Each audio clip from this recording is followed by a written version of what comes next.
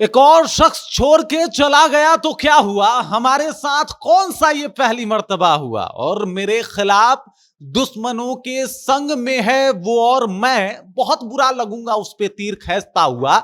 ये हाल अभी तेजस्वी यादव का है, और वो भी ऋतु जायसवाल को लेके एक ऑडियो जो है वो वायरल होता है, फोन कॉल वायरल होता है, जिसमें ऋतु जायसवाल कहती हुई दिखाई देती हैं कि वो भाजपा ज्वाइन करने वाली हैं। और उसके बाद से इस मामले को लेके एकदम से पूरा सोशल मीडिया पे हंगामा बरप जाता है।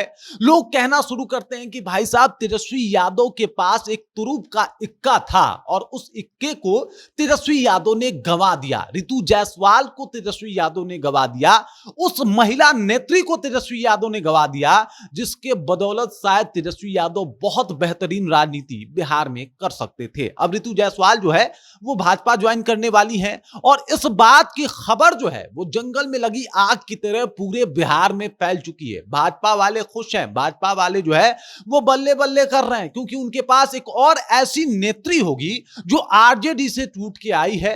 और जितना बढ़िया इनका नॉलेज है और जिस तरीके से ये बात करती हैं, मतलब आरजेडी से टूटी हुई एक ऐसी नेत्री जो आगे चल के आरजेडी की धज्जियां उड़ा सकती है, उस शख्सियत का नाम ऋतु जायसवाल है। खुद से उन्होंने अपने आप को बनाया है, और आज जो पूरे बिहार में इनके नाम का चर्चा हो रहा है, ऐसे नहीं हो रहा है, बल्कि बहुत काबिलियत है इनमें, और इसी वजह से इनके नाम का चर्चा भी होता है, जो आगे भी देखने को मिलेगा। पूरी कहानी क्या है सब कुछ आपको बताऊंगा।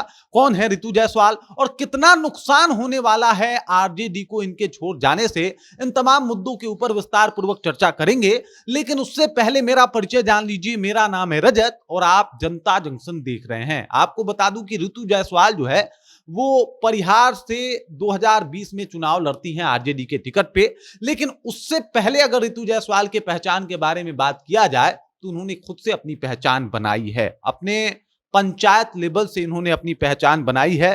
पहले ये सीतामढ़ी के एक सिंहवाहिनी पंचायत से जो है वो मुखिया थी। उसके बाद मुखिया रहते रहते इन्होंने जो काम किया, भाई साहब, उस काम को लेके पूरे देश में चर्चा रही, क्योंकि राष्ट्रपति के द्वारा उनके इस काम को सम्मानित किया गया, और राष्ट्रपति ने भी उनके काम को जो है वो सराहा और कहा कि ये गजब का काम है। मतलब पूरे भारत में उससे बेहतरीन काम किसी और ने नहीं किया था।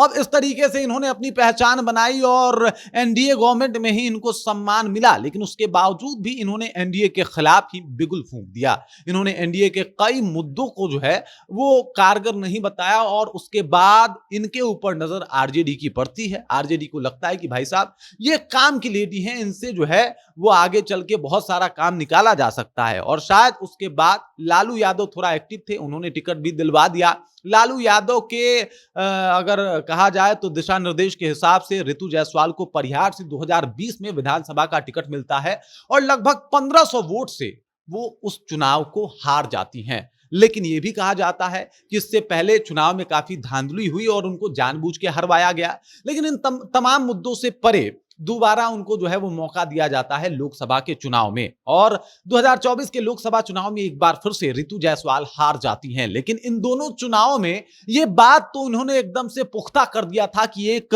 बेहतरीन नेत्री हैं, और अगर इनको नेतृत्व मिलता है तो ये बहुत अच्छा कर सकती हैं। लेकिन उसके बाद भी आरजेडी शायद इस बात को समझ नहीं पाई। अब वक्त था 2025 के विधानसभा चुनाव का, लेकिन आरजेडी यहां पे एक गेम कर देती है, ऋतु जायसवाल को मौका नहीं देती है, और यहां से किसी और ही उम्मीदवार को टिकट देने लग जाती है, जिसको लेके ऋतु जायसवाल कहती हैं कि टिकट तो मुझे चाहिए। आरजेडी कहती है कि अगर आपको चुनाव लड़ना है तो एक काम कीजिए, आप बेलसंड विधानसभा से जाके चुनाव लड़ लीजिए। जिसके ऊपर ऋतु जायसवाल काफी परेशान हो जाती हैं, और अंततोगत्वा वो फैसला लेती हैं कि वो चुनाव तो परिहार से ही लड़ेंगी, चाहे आरजेडी टिकट दे या ना दे। फिर निर्दलीय वो मैदान में कूद पड़ती हैं, परिहार से वो चुनाव लड़ती हैं, और परिहार में जो उनको वोट मिलता है, अगर उसकी बात की जाए तो यहां पे भी कमाल होता है साहब। इस बार जो है वो परिहार में भी इनको अच्छा खासा टिकट, इनको वोट जो है वो मिलता है, और दूसरे नंबर पे ये आती हैं, दूसरे नंबर की ये नेत्री बन जाती हैं, वो भी निर्दलीय, बिना आरजेडी के सपोर्ट के।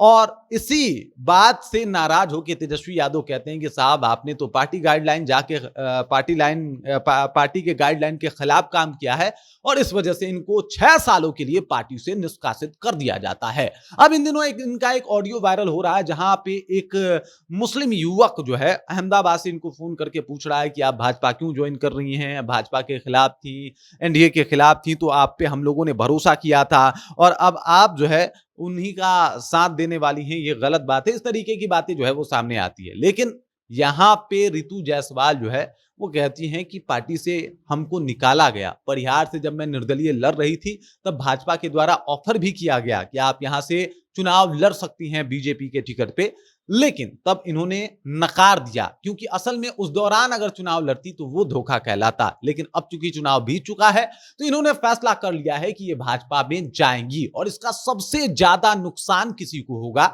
तो वो तेजस्वी यादव को होगा। तेजस्वी यादव के पार्टी में अब कोई ऐसी महिला नेत्री नहीं है जो रितु जायसवाल के खाली जगह को पूरा कर सके। रितु जायसवाल सिर्फ एक नाम नहीं है, बस आप इनको इस तरीके से समझ सकते हैं कि सेल्फ मेड है, खुद से अपनी पहचान बनाई है और आज जो इनके चाहने वाले लोग हैं वो खुद के द्वारा बनाए गए लोग हैं। सोशल मीडिया पे इनका जो है वो अलग तरीके का माहौल चलता है और हर तरीके से रितु जायसवाल ने अपने आप को साबित किया है। अब भाजपा के पास एक और ऐसी नेत्री है जिसको लेके भाजपा गजब की राजनीति कर सकता है। रितु जायसवाल गजब का भाषण भी देती हैं। सोचिए अगर ये भाषण तेजस्वी के खिलाफ निकले तो तेजस्वी यादव का क्या हाल होगा और ये होने भी वाला है जब वो भाजपा ज्वाइन करेंगी, चुनाव आएंगे या फिर ऐसे भी अगर भाजपा ने इनको मौका दिया। बाकी इस खबर, इस जानकारी को लेकर आप क्या सोचते हैं, आपके जहन में क्या कुछ चल रहा है, कमेंट कीजिए, अपना विचार हम तक पहुंचा दीजिए। बाकी आप देख रहे हैं जनता जंक्शन